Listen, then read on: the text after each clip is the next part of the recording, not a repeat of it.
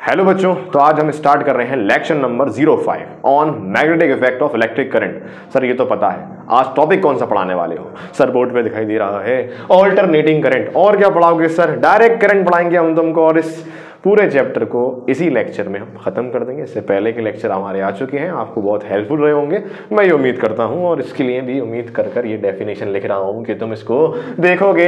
An electric current, ये क्या होता है? एक इलेक्ट्रिक करंट होता है। सर सही बात है, इलेक्ट्रिक करंट होता है। एक इलेक्ट्रिक करंट है विच चेंज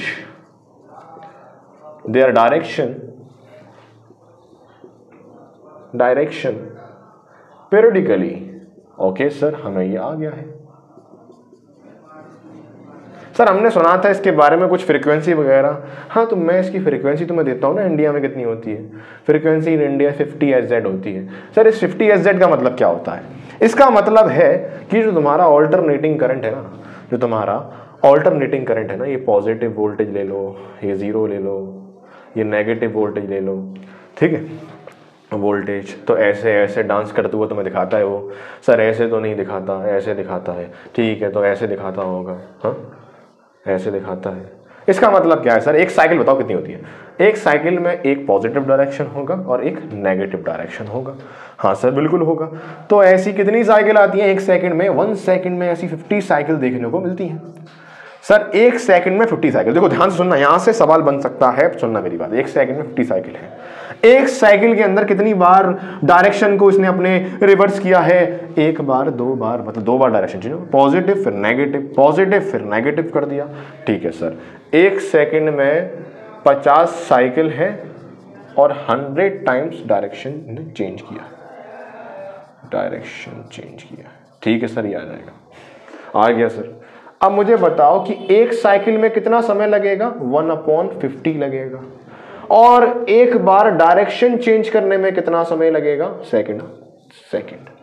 तो आप कहोगे कि सर डायरेक्शन चेंज करने में कितना लगेगा? 1/100 लगेगा। सवाल यहां से बनेगा ऑल्टरनेटिंग करंट का, याद रखना इस चीज। सर पक्का? हाँ पक्का।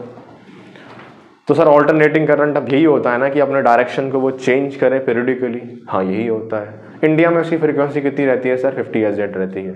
सर हमें आ गया है, इसका स्क्रीनशॉट तुम ले सकते हो। ऑल्टरनेटिंग करंट का सर एक कोई फायदा बता सकते हो हमें?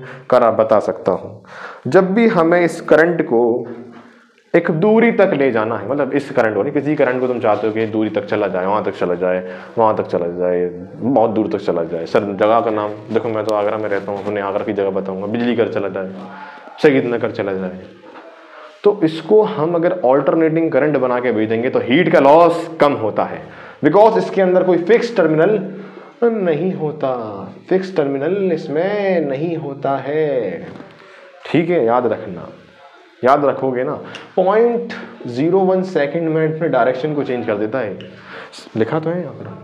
हाँ सर पक्का हो गया सर, हमें आ गया है, पक्का आ गया है। हाँ सर आ गया है। अब हम चलते हैं किसकी तरफ? डायरेक्ट करंट की तरफ, मतलब डीसी सप्लाई की तरफ। आ जाओ, उसको लेकर बात कर लेते हैं। डीसी क्या होता है?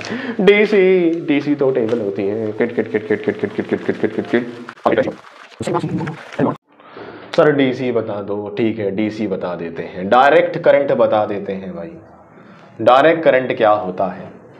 करंट सर ठीक है, विच flow only in one direction.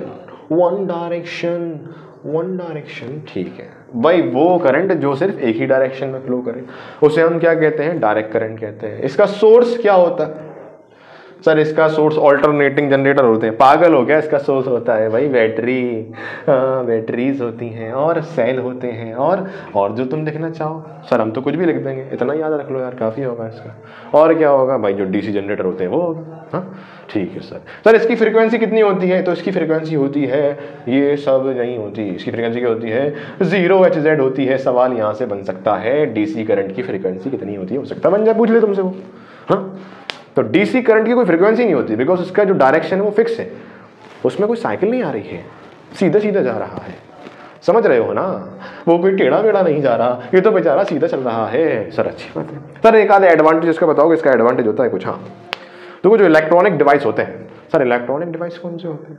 तुम्हारा फ़ोन, तुम्हारा लैपटॉप, इनको सुइटेबल जो करंट होता है इनके लिए वो डायरेक्ट करंट होता है। ठीक है, इतना तुम याद रखना।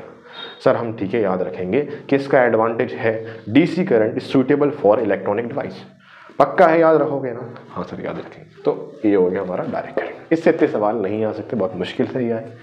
एसी करंट को ज़्यादा याद रखना। और हमारा ये पूरा चैप्टर है वो इन 5 लेक्चर में मैंने समराइज कर दिया है आपको। अगर आप सारे लेक्चर देख लेंगे, मैं उम्मीद करता हूँ आपसे क्वेश्चन होने लगेंगे। ठीक है सर, हमें एक चीज़ नहीं आती है, वो है इलेक्ट्रोमैग्नेटिक इंडक्शन। देखो मैंने ये चैप्टर जो बनाए हैं वो रिवीजन के तौर पर बनाए हैं।